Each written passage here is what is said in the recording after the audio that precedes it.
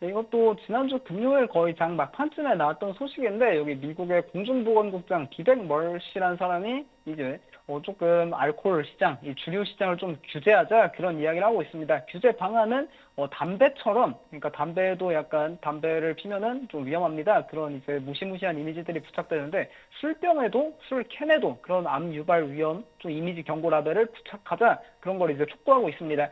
뭐 새롭게 이제 보고서를 인용하고 있는데 음주와 암 사이의 연관성이 상당히 있고 그리고 미국에서 담배하고 비만 다음가는 이제 암 발병 원인이 음주다 그런 이야기도 이제 이유로 꼽고 있고요. 뭐 음주하고 암 사이 이 연관성이 밝혀졌지만 아직도 미국인들이 이 상관관계의 위험을 인식하지 못하고 있기 때문에 그냥 이거를 이미지로 크게 라벨을 붙여야 된다 그런 식으로 이야기하고 있습니다. 결국 이런 조금 뭐 경고성 이미지 라벨 그런 게 좀 크게 붙이면은 아무래도 소비자들 입장에서는 좀 겁이 나다 보니까 이런 걸 덜 좀 이용할 수밖에 없게 되고요. 실제로 과거에 뭐 담배 산업 같은 경우에 최근에 뭐 이제 필립 모리스에서 그런 그런 이제 잇몸에 붙이는 이 담배 패치 그런 것 때문에 조금 수익이 증가하고 있긴 하지만 이런 연초 담배 그런 거 같은 경우엔 공중보건 노력이 계속 되다 보니까 뭐 이제 라벨 부착이나 좀 이미지 그런 것 때문에 그래서 시간이 지남에 따라 흡연율이 감소한 사례가 있어서 이 알코올도 좀 주류도 이렇게 비슷한 궤적을 보이지 않을까 그런 우려가 시장에 작용하고 있습니다.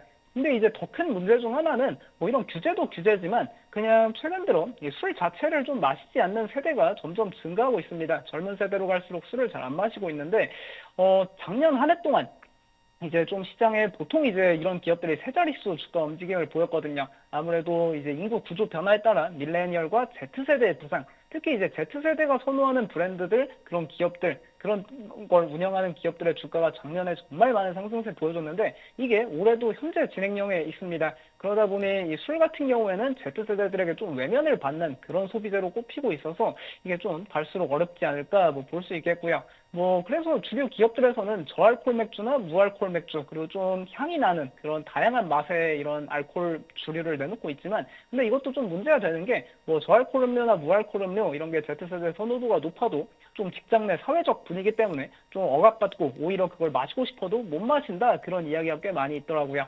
그러다 보니 뭐 Z세대들이 이렇게 좀 무알코올 음료, 무알코올 맥주 그런 게 나와도 좀 생각보다 소비를 덜 하고 있고 그리고 애초에 건강에 대한 관심이 높다 보니까 술을 아예 안 마셔본 사람도 점점 많아지고 그리고 과거에는 진짜 갈 곳이 밤에 술집밖에 없었는데 요즘엔 밤에 뭐 정말 유튜브를 볼 수도 있고 넷플릭스 뭐 정말 다양한 활동을 할 수 있다 보니까 조금 술에 대한 소비가 전 세계적으로 줄고 있다 그렇게 볼 수 있을 것 같고요.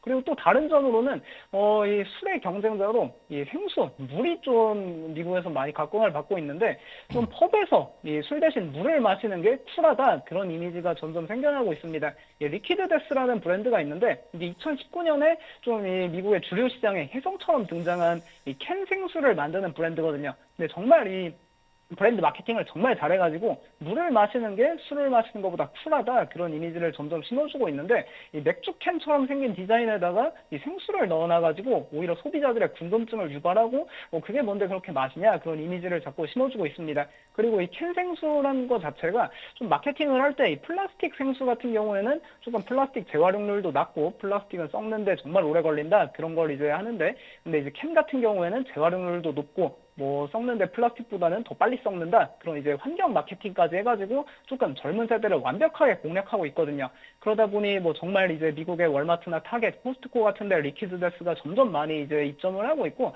그리고 2022년에는 이 슈퍼볼 광고에 등장해가지고 막 어린이들이 이 슈퍼볼을 보면서 막 맥주캔 같은 걸 마시고 있는데 저게 다 알고 보니 생수였던 리퀴드 데스였습니다. 뭐 임산부도 맥주를 마시는 것 같았지만 리퀴드 데스를 마시고 있었다. 그런 이제 신선한 마케팅으로 소비자들에게 점점 다가가다 보니까 술 대신에 조금 이런 물이 뜨고 있다. 뭐 그런 것도 한 가지 주목해볼 만한 트렌드고요. 그러다 보니까 뭐 이제 미국 증시에 이런 에나이저부시 인베브, 뭐 디아지오, 컨스텔레이션 브랜드, 몰슨 쿠어스, 보스턴 비어, 뭐 정말 다양한 주류 기업이 작년 한 해 동안 주가가 다 두 자릿수 이상 하락세를 보였습니다.